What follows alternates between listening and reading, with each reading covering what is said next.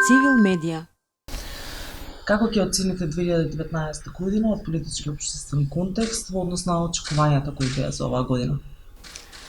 Очекувањата се секогаш многу повеќе од можностите кои што ги имаат и институциите и граѓаните во нашето општество.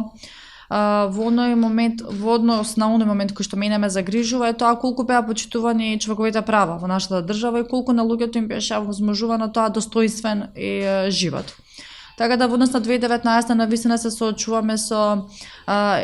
институции кои што уште не се во функција на граѓаните, значи имаме комисии кои што се од клучна важност за човековото достоинство и човековите права, кои што уште не се формирани, како што е Комисијата за заштита и спречување од дискриминација, која што е веќе 2019 година крајот, се уште не е оформена, собранието Конституцијната комисија ја кочи, така да клучната комисија која што за мене значи дека ќе ги штити, каде што ќе можеме да се обратиме ако некој мое право, некоја се соочуваме со дискриминација не е испочитувано, ние таа институција ја немаме, не постоечка, а сето тоа беше во цел законот кој што се донесе за заштита и спречување од дискриминација, се беше одеше кон тоа, кон подобри перспективи, кон подобри права, а во овој случај тие ги немаме. И дефинитивно во општествен аспект, она што во 2019 граѓаните го покажа, доволно е да видите колку е несвест, така е голем број на граѓани. Она што можеби на крајот ни се случи беа протестите во Визбегова против малиот групен дом Ранка Милановиќ, каде што колку и да сметаме и велиме дека не го почитуваме секој човек, дека го почитуваме секој човечко достоинство, дека секој од нас е битен, уствари си дозволивме да ги слушаме граѓаните како велат ние и тие. Наши деца, тие деца. Со тамиот тој момент кога ќе кажеме ние и вие, тие и нас, ние веќе го газиме нивното достоинство, сметајќи дека да, нашите деца заслужуваат дом, нашите деца заслужуваат убава средина, но не сите деца. Значи дали се тоа децата со посебни потреби, дали децата со посебни образовни, децата со атипичен развој, едноставно граѓаните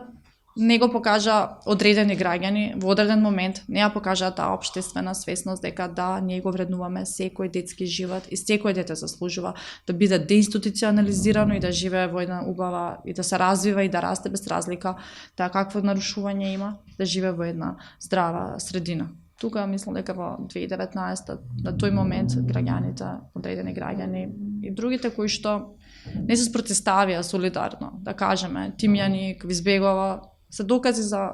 нашето општество кое што не го изгубило и го заборавило што значи човечко достоинство. Тогаш како можеме да гледаме на 2020, кои се низините перспективи, кои се нашите перспективи?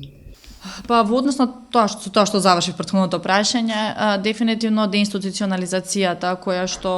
ја има за таа цел, нели, да ги тргнеме децата во една поздрава средина, да го вратиме нивното почит и достоинство и да внимаваме на говорот кој што го користиме. Мислам дека осудата од повеќето граѓани, посебно во однос на говорот кој што беше употребуван, значи многу често сметам им го одземаме достоинството на луѓето за тоа што ги нарекуваме со на термини кои што тие не сакаат да ги чујат или едноставно не се соодветни. Соодветно казнување на говорот на омраза кој што нели и мојата перспектива дека да, комисијата ќе профункционира, институциите кои што имаат обврска да ги штитат граѓаните од говорот на омраза, од лажните вести, дека ќе профункционираат и ќе се борат против нив, но и самата некако свест кај граѓаните ќе се врати во однос на тоа да се запрашаме колку јас како поединка допринесувам за нешто. Мислам дека кај поединецот лежи мојата перспектива дека надеж дека во 2020 ќе биде многу подобро. Дали кој од нас ќе помине да волонтира во некое здружение, барем еден ден. Во здруженијата сега имаме апел да се читаат приказни на децата на педиатрија, кои што со месеци го поминале таму своето детство. Ако секој од нас корисно го помина своето време, ако секој од нас поединец е свесен, а ние мислам се трудиме, нели сите се трудиме да станеме свесни за општеството кој не обкружува и за достоинството на луѓето кои што го имаат, сметам дека во 2020 ќе биде некоја по оптимистично некое функционирање и да ги вреднуваме сите луѓе како поединци. Личност на годината? Со оглед дека како ја започнав приказната со предизвиците и со перспективите за социјалната инклузија, сметам дека моја личност на годината е Цако Матовски, кој што оваа година дипломираше на Филозофскиот факултет. Цивил медија.